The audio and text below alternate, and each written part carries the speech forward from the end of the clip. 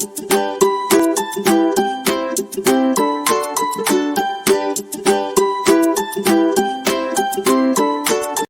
అడవిలో ఒక కాకి నక్క ఉండేవి.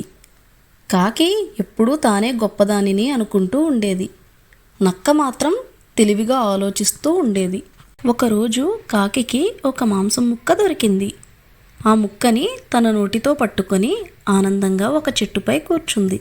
నక్క కాకి దగ్గర ఉన్న ఆ మాంసం ముక్కని చూసి తన మనసులో ఇలా అనుకుంది, ఎలా అయినా ఈ మాంసం ముక్క నాకే దక్కాలి అని.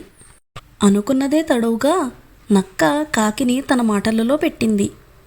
కాకి, నీ రెక్కలు ఎంత అందంగా ఉన్నాయో, నీ గొంతు ఇంకెంత అందంగా ఉంటుందో, నా కోసం నువ్వు ఒక్క పాట పాడగలవా అని అడిగింది. నక్క మాటలకు మురిసిపోయిన కాకి ముందు వెనక ఆలోచించకుండా పాట పాడదామని తన నోటిని తెరిచింది. అంతే, వెంటనే తన నోట్లో ఉన్న మాంసం ముక్క కింద పడిపోయింది. నక్క వెంటనే ఆ మాంసం ముక్కను తీసుకుని అక్కడ నుండి పారిపోయింది.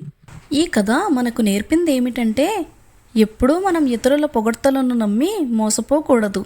మనం ఏ పని చేసినా ముందు వెనక ఆలోచించిన తర్వాత మాత్రమే చేయాలి.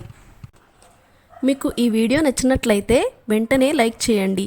ఇలాంటి మంచి వీడియోస్ కోసం మా ఛానల్ని సబ్స్క్రైబ్ చేయండి. Thank you for watching.